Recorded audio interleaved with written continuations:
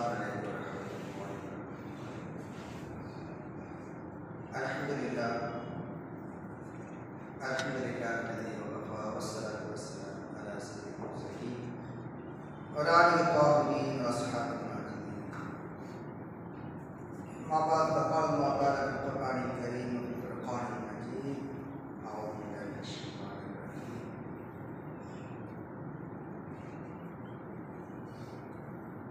يسألونك عن الأهلة قل هي مواقيت للناس والحج. صدق الله العلي العظيم.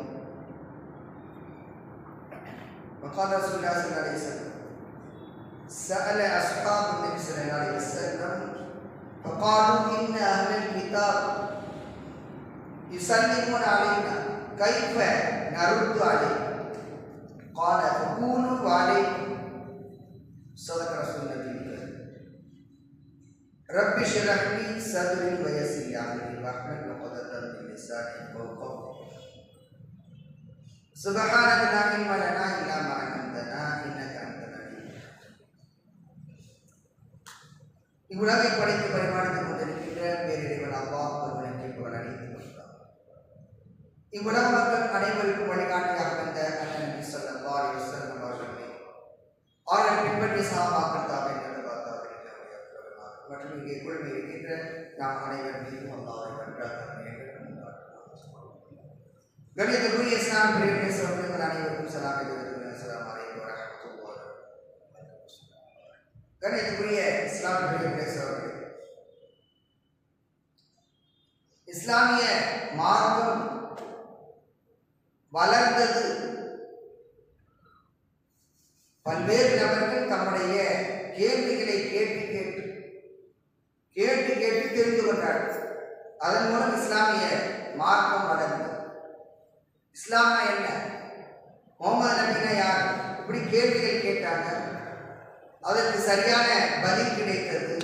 அதன் பிறகு இஸ்லாமிய மார்க்கத்தை ஏற்றுக்கொண்டார்கள். அதுபோலவே ஒருவர் தம்முடைய நாலேஜ், கல்வியை, தம்முடைய அறிவை வளர்த்து கொள்ள வேண்டும் என்று சொன்னால் அவர் கேள்விகள் கேட்க வேண்டும். கேள்வி கேட்டால்தான் அவர் பதிலை பெறுவார். அப்ப வினாவை கொடுக்கின்ற போது அதற்கான விடை நிச்சயமாக கிடைக்கும். இதுபோல மக்கள் அன்றைய காலத்தில் நபி ஸல்லல்லாஹு அலைஹி வஸல்லம் அவர்களிடம் கேள்வி கேட்டுக் கொண்டிருந்தார்கள். அதற்கான பதிலை அல்லாஹ் தஆலா திருமறை குர்ஆனிலே சொல்லியிருக்கிறார். யஸ்அலூனக அப்படிங்கிற அந்த வார்த்தை மட்டும் 13 ஆயத்துகளில் 15 தடவை இடம்பெற்றிருக்கிறது. ஆக 15 தடவை அந்த வார்த்தையை அல்லாஹ் தஆலா பயன்படுத்தியிருக்கிறார். மக்கள் கேட்கிறார்கள், நீங்கள் சொல்லுங்கள் என்றுதான் அல்லாஹ் தஆலா அதை சொல்கிறார். மக்கள் கேட்கிறாங்க, இது என்ன அதுனா என்ன அப்படின்னு சொல்லி ஒவ்வொன்றாங்க.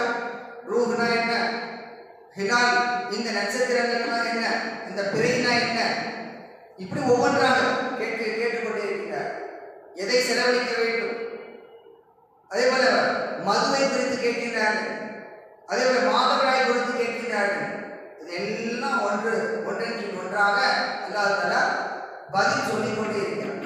இப்படி பார்க்கின்ற போது திருமறை குர்ஆன்ல 15 இடங்களில் இடம்பெற்றுள்ள யஸ்அலூனக, அதுக்கு பிறகு வரக்கூடிய அந்த விடையை நாம் தெரிந்து கொண்டாலே நிறைய இல்மு நமக்கு கிடைக்கும், நிறைய நாலேஜ் கிடைக்கும்.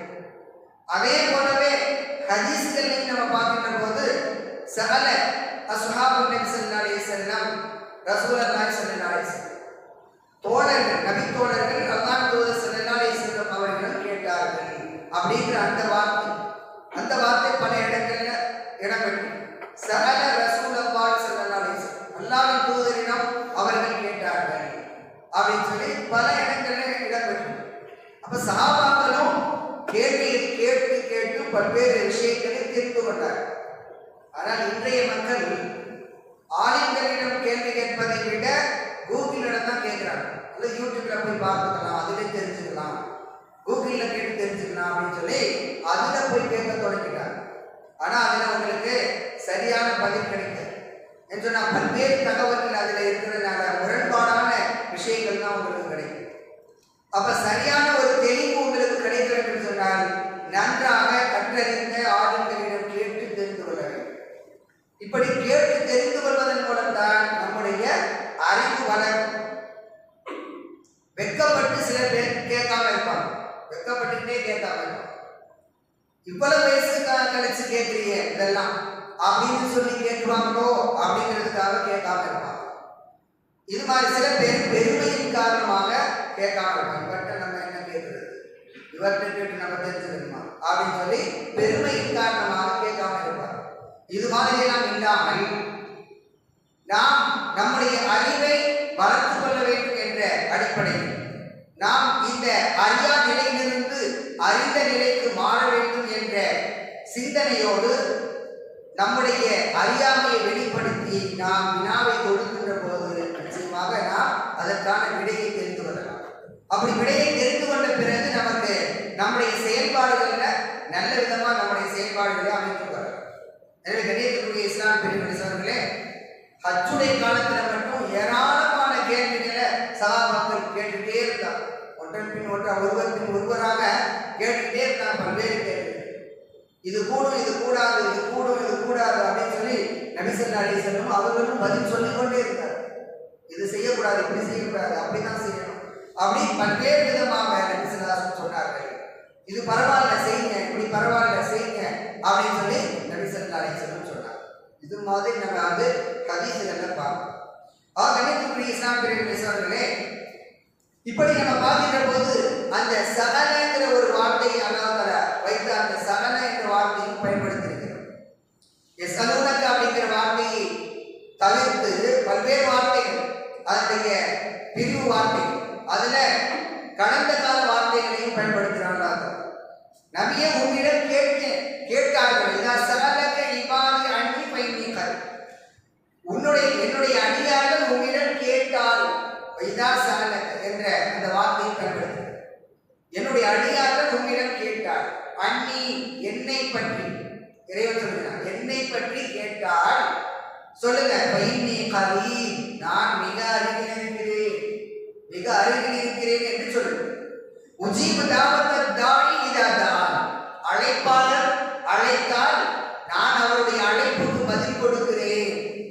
அதாவது துஆ செய்யக்கூடியவர் துஆ செய்தால் அவருக்கான பதிலை நான் கொடுக்கிறேன். ஃபல்யஸ்தஜீபுலி வல்யுமினு பி லஅல்லஹும் யர்ஷுதூன் என்ற வசனத்திலே அல்லாஹ் தஆலா சொல்கிறார். எனவே அவர்கள் என்னிடமே கேட்கட்டும், என்னையே ஈமான் கொள்ளட்டும் என்று அல்லாஹ் தஆலா.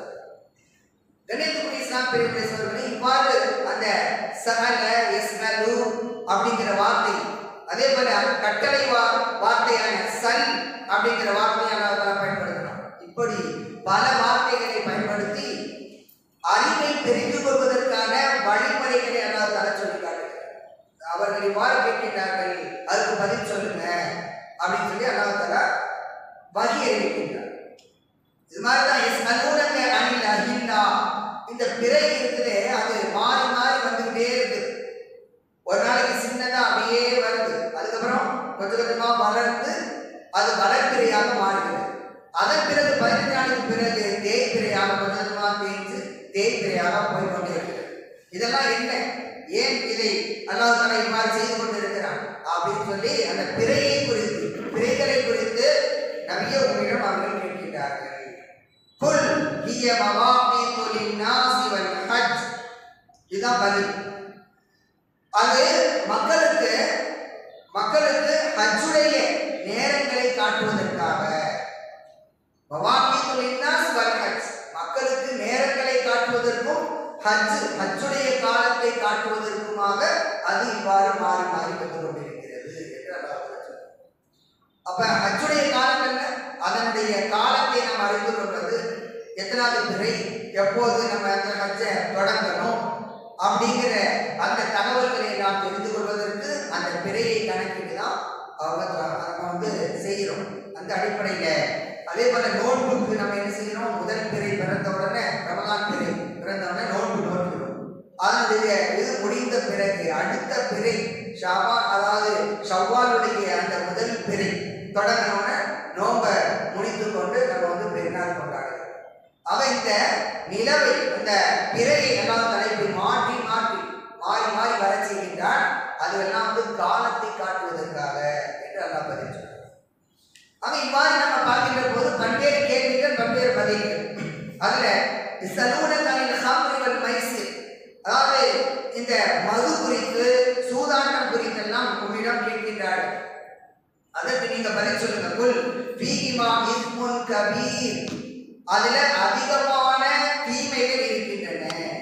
வ மனாஃபிஉ லின்னாஸ், மக்களுக்கு சில பயன்கள் இருக்கின்றன. வ இஸ்முஹுமா அக்பரு மின் நஃபிஹிமா, அந்த ரெண்டுல உள்ள பயனை விட பாவங்கள் தான் அதிகம் என்று அல்லாஹ் சொல்றான். இது தொடக்க காலத்துல இறங்கிய வசனம். அதன் பிறகு முற்றிலுமாக மதுவை அல்லாஹ் தடை செய்து விடுகிறார். இது தொடக்க காலத்துல இறங்கிய வசனம். இப்படி கொஞ்சம் கொஞ்சமாக அல்லாஹ் அதை மதுவை முற்றிலுமாக தடை செய்தார். ஆக இப்படிதான் ஒரு கேள்வியை கேட்கிறாங்க, அல்லாஹ் பதில் சொல்றான். இப்படி பல இடங்கள்ல இது மாதிரி வார்த்தைகளை நம்ம குர்ஆன்ல படிக்கும் போது நம்ம ஒரு செய்தியை தெரிஞ்சுக்கிறோம். மக்கள் கேட்கிறாங்க, அதற்கான விடையை அல்லாஹ் சொல்றான். அப்ப அல்லாஹ் நேரடியாக பதிலை சொல்லிடுறான். அப்ப அதை நாம் தெரிந்து கொள்கின்ற போது இல்மு நமக்கு கிடைக்கிறது, நாலேஜ் கிடைக்கிறது. அதுக்கப்புறம் இதை கேட்கிறாங்க, மாதா யுன்ஃபிகூன், எதை செலவு செய்ய வேண்டும் என்று கேட்கிறார். எல்லாத்தையும் செலவு செஞ்சிடணுமா, மக்களுக்கே செலவு செய்ய வேண்டுமா என்றெல்லாம் அப்படி கேட்கின்ற போது அதற்கு விடை குலில் அஃப்வ, எஞ்சியதை செலவு செய்யட்டும். நபியே நீங்கள் சொல்லுங்கள், எஞ்சியதை செலவு செய்யும். அதாவது ஒரு மனிதன் தனக்கு தேவையான பொருளாதாரத்தை ஈட்டுகிறான். அதை ஈட்டி தனக்கு நம்முடைய பிள்ளைகள், குடும்பத்தினருக்கு செலவு செஞ்சது போக எஞ்சி உள்ளதை தான் தானம் செய்ய வேண்டும். அதான் பல படி சொல்லுவாங்க, தனக்கு மிஞ்சியதான் தானம் அப்படின்னு சொல்லுவாங்க. அப்ப தன்னுடைய குடும்பத்தாருக்கு செலவு செய்து விட்ட பிறகு எஞ்சியதை நாம் மற்றவர்களுக்கு தானம் செய்ய வேண்டும், தர்மம் செய்ய வேண்டும். ஆக அதைத்தான் அல்லாஹ் தஆலா சொல்றார், குலில் அஃப்வ, எஞ்சியதை செலவு செய்யும். இப்படி ஒவ்வொன்றாக அல்லாஹ் தஆலா விவரித்து சொல்லிக்கொண்டே இருக்கிறார். அதே போல அனாதைகள் குறித்து கேட்கிறார். அனாதை பிள்ளைகள் இருக்கிறார், அவங்களுக்கு என்ன சட்டம், அவங்களை எப்படி வளர்க்கணும், அவங்களுக்கு பொருளாதாரம் இருந்தா அதை நாம பயன்படுத்தலாமா கூடாது, இப்படி எல்லாம் ஒரு கேள்வி. அனாதை சிறுவர்கள், அனாதை பிள்ளைகள் குறித்து அவர்கள் உங்களிடம் கேட்கின்றார்கள். குல் இஸ்லாமுல் லஹும் கைர், அவர்களுக்கு நன்மையை நாடுவதுதான் சிறந்தது. அவங்களுக்கு நீங்க எந்த அளவுக்கு நன்மையை நாடுகின்றீர்களோ அதுதான் சிறந்தது என்று அல்லாஹ் தஆலா பதில் சொல்கிறார். இவ்வாறு பல்வேறு விஷயங்களை மக்கள் கேட்க அதற்கான விடையை அல்லாஹ் தஆலா சொல்லிக் கொண்டே வருகின்றார். அப்படி பார்க்கின்ற போது மாதவிடாய் குறித்தும் உம்மிடம் அவர்கள் கேட்கின்றார்கள். அதுக்கு நீங்க பதில் சொல்லணும். குல் ஹுவ அதன் ஃபஅதஸிலு நிஸா ஃபில் மஹீதி வலா தக்ரபூஹுன்ன ஹத்தா யத்ஹுர். அது இயற்கை உபாதை, அது இயற்கையாக வரக்கூடிய ஒரு உபாதை. அந்த நேரத்தில், அந்த மாதவிடாய் காலத்தில் நீங்கள் பெண்களை விட்டு தவிர்த்து கொள்ளுங்கள், அதாவது உறவு கொள்வதை விட்டு தவிர்த்து கொள்ளுங்கள். அவர்கள் தூய்மை அடைகின்ற வரை அவர்களை நெருங்காதீர்கள், உறவுக்காக நெருங்காதீர்கள் என்று அர்த்தம். அவ இப்படி ஒவ்வொன்றுக்கும் அல்லாஹ் தஆலா பதில் சொல்லிக் கொண்டே வருகிறார். அவர்கள் வினா கொடுக்கின்றார்கள், அதற்கு விடையை அல்லாஹ் தஆலா ஒவ்வொன்றாக ஆங்காங்கே சொல்லிக் கொண்டு வருகின்றார். இப்படி பார்க்கின்ற போது 15 இடங்களிலே இந்த யஸ்அலூனக அப்படிங்கிற வார்த்தை இடம்பெறுகிறது. அதுல நபி ஸல்லல்லாஹு அலைஹி வஸல்லம் அவர்களையும் ஒரு கேள்வியை கேட்கிறார். நபி ஸல்லல்லாஹு அவர்களையும் பல கேள்விகள் கேட்டிருக்காங்க. அதுல ஒரு கேள்வி, சஅல ஸஹாபா நபி ஸல்லல்லாஹு அலைஹி வஸல்லம் ஃபகாலு இன்ன அஹ்லல் கிதாப் யுஸல்லிமூன அலைனா ஃபகைஃப நருது அலைக்கும். இந்த அஹ்லுல் கிதாப் வேதக்காரர்கள் இருக்கின்றாங்களே, அவங்க எங்களுக்கு சலாம் சொல்றாங்க, அஸ்ஸலாமு அலைக்கும் அப்படின்னு சொல்றாங்க. நாங்க எப்படி பதில் சொல்றது, நாங்க எப்படி அவங்களுக்கு பதில் சொல்றது? அப்போது சொன்னாங்க, ஃபகூலு வஅலைக்கும், வஅலைக்கும், அவ்வளவுதான், வஅலைக்கும் சலாம் கிடையாது, வஅலைக்கும் அப்படின்னு சொல்லிட்டு என்று நபி ஸல்லல்லாஹு அலைஹி சொல்லக்கூடிய செய்தி முஸ்னத் அஹ்மத் என்ற நூலிலே பதிவு செய்யப்பட்டிருக்கிறது. ஆக இப்படி ஒவ்வொன்றிற்கும் விளக்கம் சொல்லிக்கொண்டே வருகிறார். நபி ஸல்லல்லாஹு அலைஹி வஸல்லம் அவங்கள்ட்ட எத்தனையோ கேள்விகளை கேட்டிருக்கிறார்கள். எல்லா கேள்விகளுக்கும் நபி ஸல்லல்லாஹு அலைஹி அவர்கள் பதில் கொடுத்து கொண்டே இருந்தார்கள். அதே நேரத்தில் வீணான கேள்விகள் கேட்கின்ற போது கோபமடைந்திருக்கிறார்கள் என்பதையும் நம்ம பார்க்கணும். தேவையில்லாத கேள்வி, அதை பத்தி தேவையே இல்லை. அப்படி தேவையில்லாத கேள்வியை சில நேரத்துல கேட்டபோது அதற்காக நபிசுல்லாஹர்கள் கோபமடைந்திருக்கின்றார்கள். அது அல்லாத பல்வேறு தருணங்கள்ல எல்லாருக்கும் பதில் சொல்லிக் கொண்டே இருந்தார்கள் என்பதை பார்க்கிறோம். அதே போல எதை செலவழிப்பது என்பது குறித்து மற்றொரு இடத்திலே அல்லாஹ் தஆலா பதில் சொல்கிறார். எதை செலவழிப்பது என்று அவர்கள் கேட்கின்றார்கள். அதுக்கு நபியை நீங்கள் சொல்லுங்கள். குல் மா அன்ஃபக்தும் மின் கைர் வலில் வாலிதை வல் அக்ரபீன் வல் யதாமா வல் மசாகீன் வபினிஸ் ஸபீல். அதாவது எதை செலவழிக்க வேண்டும் என்று கேட்கின்றார்கள். நபியை நீங்கள் சொல்லுங்கள், நன்மையானதை எதையெல்லாம் நீங்கள் செலவழிக்கின்றீர்களோ அதை அனைத்தும் அல்லாஹ் தஆலா அறிகின்றான். அதற்கான நன்மைகளை கொடுக்கின்றான். அதுல வலில் வாலிதை பெற்றோருக்காக, உறவினர்களுக்காக, அனாதைகளுக்காக, ஏழைகளுக்காக, வழிபோக்கர்களுக்காக, அதாவது பயணிகள். அந்த காலத்துல பயணிகள்லாம் வந்தாக்க ஹோட்டல்லாம் கிடையாது, வீட்டில் தங்கி தான் சாப்பிடணும். யாராவது ஒருத்தருடைய வீட்டில் தங்கி தான் அவங்க சாப்பிடணும். அப்படிப்பட்ட சூழ்நிலை. அவர்களுக்காக செலவு செய்வது. இப்படி இவர்களுக்கெல்லாம் செலவு நீங்கள் செய்யுங்கள். இதெல்லாம் சிறந்த வழி என்று அல்லாஹ் தஆலா பதில் சொல்லுங்கள். இன்றும் நம்ம ஏழைகளுக்காக செலவு செய்கிறோம், மதரசாக்களுக்காக, அதே போல பல பள்ளிக்கூடங்களுக்காக, அனாதை சிறுவர்களுக்காக எல்லாம் நம்ம கொடுத்து கொண்டுதான் இருக்கிறோம். அவை இதையெல்லாம் சிறந்த ஒரு செயல் என்று அல்லாஹ் தஆலா சொல்கிறார். இவங்களுக்கெல்லாம் நீங்க செலவு செய்யலாம் என்று அல்லாஹ் தஆலா வழிகாட்டுகின்றார். இப்படி நம்ம பார்க்கின்ற போது எஸ்அலூனக அப்படிங்கிறது பல இடங்கள்ல, அந்த 15 இடங்கள் இடம்பெற்றிருக்குது. அதுல ஒரு இடம் எஸ்அலூனக மாதா உஹில்ல லஹும், அவர்களுக்கு எது ஹலாலாக்கப்பட்டுள்ளது என்று கேட்கின்றார். எங்களுக்கு எதுதான், எது ஹலால், எது ஹராம், எது ஹலாலான உணவு, ஹலால் எது அப்படின்னு சொல்லி கேட்டுட்டு இருக்காங்க. அப்ப அல்லாஹ் தஆலா சொல்றாங்க, குல் உஹில்ல லகுமுத் தய்யிபாத், நல்லவை அனைத்தும் உங்களுக்கு ஹலாலாக்கப்படும். எதெல்லாம் நன்மை நல்லவையாக இருக்கிறதோ, உடலுக்கு தீங்கிழைக்காதோ, அது எல்லாமே உங்களுக்கு ஹலாலாக்கப்பட்டிருக்கிறது என்று அல்லாஹ் தஆலா ஒரு வார்த்தையில பதில் சொல்கிறார். அப்ப எதை நாம் சாப்பிட்டால் நமக்கு பக்க விளைவுகள் ஏற்படாதோ அது போன்றது எல்லாம், அதெல்லாம் நன்மையான குறிப்பிட்டு சொல்லப்பட்டிருக்கு. இதெல்லாம் ஹராம் அப்படின்னு சொல்லப்பட்டுச்சு. அது தவிர மற்றவற்றை நாம் விரும்பியதை நம்ம சாப்பிடணும். எது நம்முடைய உடம்புக்கு நல்லதோ அதை நம்ம சாப்பிடணும். எது பக்க விளைவுகளை ஏற்படுத்தி விடுமோ அல்லது நம்முடைய உடலுக்கு தீங்கு விளைவிக்குமோ அதெல்லாம் நம்ம சாப்பிடணும். வஹில்லலக்கும் தய்யிபாத், நல்லவை அனைத்தும் ஹலால் ஆக்கப்பட்டிருக்கின்றது என்று அல்லாஹ் தஆலா திருமறை குர்ஆனிலே சொல்லி காட்டுகிறார். அதுக்கு பிறகு மக்கள் அதிகமாக கேட்டது என்ன அப்படின்னு சொன்னா, யஸ்அலூனக அனிஸ்ஸா, இந்த மறுமை நாள் எப்போது வரும், இதுதான் அதிகமான தடவை மக்கள் கேட்டிருக்கிறாங்க. அதை அல்லாஹ் தஆலா 2-3 இடங்கள்ல அதை சொல்றோம். அதே கேள்வி, அதே பதில் அல்லாஹ் தஆலா மீண்டும் மீண்டும் சொல்லி காட்டுகிறார். யஸ்அலூனக அனிஸ்ஸா ஐயான முர்ஸா, இந்த மறுமை நாள் எப்போது வரும், அது எப்போது அனுப்பப்படும் என்று நபியே உன்னிடம் அவர்கள் கேட்கிறார். குல் இன்னமா இல்முஹா இன்த ரப்பி லா யுஜல்லிகா லிவக்திஹா இல்லா, அது என்னுடைய இறைவனிடத்தில் இருக்கிறது. அது இப்பதான் வரும்னு சொல்ல முடியாது.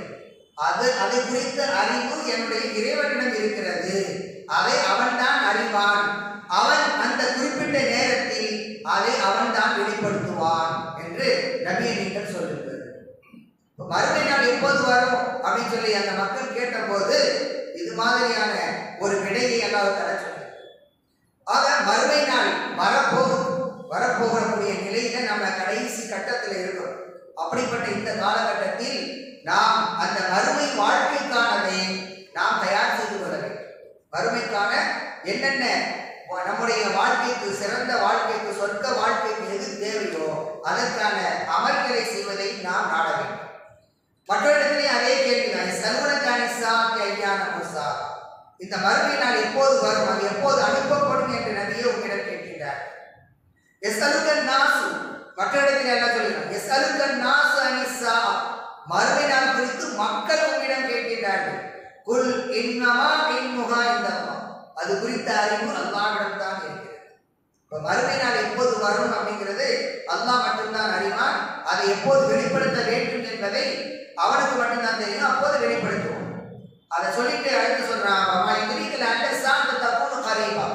இந்த மறுமை நாள் மிக விரைவில் வர இருக்கிறது என்பது உங்களுக்கு தெரியுமா என்று அல்லாஹ் கேட்கிறார். மிக விரைவில் வர இருக்கிறது. அப்ப அதற்காக நாம் நம்மை தயார்படுத்திக் கொள்ள வேண்டும். இவ்வாறு பார்க்கின்ற போது மக்கள் சஹாபாக்கள் நபி ஸல்லல்லாஹு அலைஹி வஸல்லம் அவர்களிடத்தையும் கேள்வி கேட்டாங்க. அதை நம்ம பார்ப்போம். அதுல ஒரு கேள்வி அக்ரபுல் ஹாபிஸ் ரலியல்லாஹு அன்ஹு அந்த சஹாபி அவர்கள் நபி ஸல்லல்லாஹு அலைஹி வஸல்லம் அவர்களிடத்திலே ஹஜ் குறித்து கேட்கின்றார். ஹஜ்ஜுடைய வசனமா இறங்கின பிறகு ஹஜ் குறித்து அவர் கேட்கின்றார். அல் ஹஜ் குல்ல ஆமின், ஹஜ் ஒவ்வொரு ஆண்டும் கடமையா, ஒவ்வொரு ஆண்டும் கடமையா அப்படின்னு அவர் கேட்கிறார். ஃபகால லா பல் ஹஜ்ஜத்துன், இல்லை ஒரு தடவை தான் ஹஜ் கடமை. ஃபமன் ஹஜ்ஜ பாத தாலிக, ஒரு ஹஜ்ஜுக்கு பிறகு ஒருவர் அடுத்து ஹஜ் செய்தால் அது ஃபௌவத தவும், அது நஃபிலானது. அது நஃபிலான ஹஜ். அடுத்து நஃபிலான ஹஜ் எத்தனை வேணாலும் செய்யலாம். அடுத்தடுத்து ஒவ்வொரு வருஷத்துக்கு அவருக்கு பொருளாதாரம் இருக்குன்னு சொன்னா அடுத்தடுத்த வருடங்கள்ல செய்யலாம். அடுத்து அவருக்கு வாய்ப்பு கிடைக்கும் போது செய்யலாம். ஆக அதை சொல்லிவிட்டு அடுத்து சொல்றாங்க நபி ஸல்லல்லாஹு அலைஹி வஸல்லம், நான் ஆம் என்று சொல்லிவிட்டால் அது ஒவ்வொரு ஆண்டும் கடமையாகிவிடும். எனவே இது போன்ற கேள்வியை நீங்கள் தவிர்த்துக் கொள்ளுங்கள் என்ற விதத்திலே நபி ஸல்லல்லாஹு அலைஹி வஸல்லம் சொல்றாங்க. வலவ் வஜபத் லம் தஸ்மவு வலம் துதியு, அது கடமையாகிவிட்டால் உங்களால் அதை செவியேற்று செயல்படுத்த முடியாது. எனவே இது போன்ற நேரத்தில் நான் அமைதியா இருந்துட்டா அதை பத்தி கேட்காதீங்க என்ற விதத்திலே நபி ஸல்லல்லாஹு அலைஹி வஸல்லம் அவர்கள் இந்த பதிலை அங்கே சொல்லிட்டார். ஒரு தடவை தான் ஹஜ் கடமை, அடுத்தடுத்து செய்தால் அது நஃபிலான ஹஜ் எத்தனை வேணாலும் செய்யலாம். ஆனா இந்த நேரத்துல தான் நபி ஸல்லல்லாஹு அலைஹி வஸல்லம் சொல்றாங்க, ஒருவேளை நான் ஆம் என்று சொல்லிவிட்டால் அது கடமையாகிவிடும். எனவே இது போன்ற கேள்விகளை தவிர்த்துக் கொள்ளுங்கள் என்ற விதத்திலே இந்த செய்தியை நபி ஸல்லல்லாஹு அலைஹி வஸல்லம் சொல்றாங்க. அதன் பிறகு சஹாபாக்கள் கேட்கிறாங்க, வேறொரு சமயம் இந்த இரவு தொழுகைனா என்ன, அது எப்படி தொழுகணும் அப்படின்னு சொல்லி கேட்கிறாங்க. அன்ன ரஜுலன் ஸால ரசூலுல்லாஹி ஸல்லல்லாஹு அலைஹி வஸல்லம் ஸலாத்தின் லைல், இரவு நேரத்துல தொழுகிறாங்க. இரவு நேரத்துல தொழுவது குறித்து சஹாபாக்கள் கேட்டாங்க. அப்போது நபி ஸல்லல்லாஹு அலைஹி வஸல்லம் சொன்னாங்க, ஸலாத்துல் லைலி மஸ்னா மஸ்னா, இரவு தொழுகை என்பது 2 ரக்காத் தான் தொழுவோம். இப்போ நம்ம துஹர் 4 ரக்காத் தொழுகிறோம், அஸர் 4, இஷா 4, இது மாதிரி 4 ரக்காத்துகள் தொழுகிறோம். அதே போல முன்சுன்னத்து சிலவற்றில் 4 ரக்காத் தொழுகிறோம். ஆனா இரவு தொழுகை தொழும்போது 2 தொழுங்க அப்படின்னு சொல்லி நபி ஸல்லல்லாஹு அலைஹி வஸல்லம் நமக்கு வழிகாட்டுகிறார்கள். ஆக இரவு தொழுகை 2 தொழுங்க அப்படின்னு சொல்லி நபி ஸல்லல்லாஹு அலைஹி வஸல்லம் நமக்கு வழிகாட்டுகிறார். இப்படி பல்வேறு செய்திகள் கேள்வி கேட்டுதான் நம்ம தெரிந்து கொள்ள முடியும். இன்னைக்கு கேள்வி கேட்கறது சில பேர் வெட்கப்படுறாங்க. பலர் கேட்காமலேயே தம்முடைய வாழ்நாள் முழுக்க தவறான முறையிலேயே தொழுதுட்டு போறாங்க. தவறான செயல்களை, அதாவது தொழுகையில மற்ற பல்வேறு விஷயங்கள்ல தவறான நடவடிக்கைகளை அவர்கள் செய்து விட்டு சென்று விடுகின்றார். கேட்டு தெரிந்து கொள்ளலாம் அப்படின்னு அவங்களுக்கு தோன்றுவது கிடையாது. நம்ம ஏன் கேட்கணும், அதை கேட்டு இந்த நேரத்தில் கேட்டா இவ்வளவுதான் என்ன பண்ணீங்க, இது கூட தெரியாம இந்த 60 வயசா என்னங்க பண்ணீங்க அப்படின்னு யாராவது கேட்குவாங்களோ அப்படிங்கிறது பயம். அப்படி வெட்கப்பட்டுட்டே கேட்காம இருக்கிறாங்க. ஆக நம்ம கேட்டுதான் பல்வேறு செய்திகளை தெரிந்து கொள்ள முடியும். அதனால கேட்கணும். கேட்டாதான் நம்முடைய நாலேஜ் வரும், அறிவு வரும். இப்ப இது குறித்து ஒரு செய்தி, மிக முக்கியமான செய்தி இடம்பெற்றிருக்கிறது. அதுல ஜாபிர் ரலியல்லாஹு அவர்கள் அறிவிக்கக்கூடிய செய்தி சுனன் அபூ தாவூத் என்ற நூலிலே பதிவு செய்யப்பட்டு, ஒரு தடவை சஹாபாக்கள் போறாங்க ஒரு பயணத்துல போகும்போது அதுல ஒருவருக்கு கல்லு மேல பட்டு தலையில பட்டு அடிபட்டு கடுமையான காயம், தலையில காயம் இருக்கு.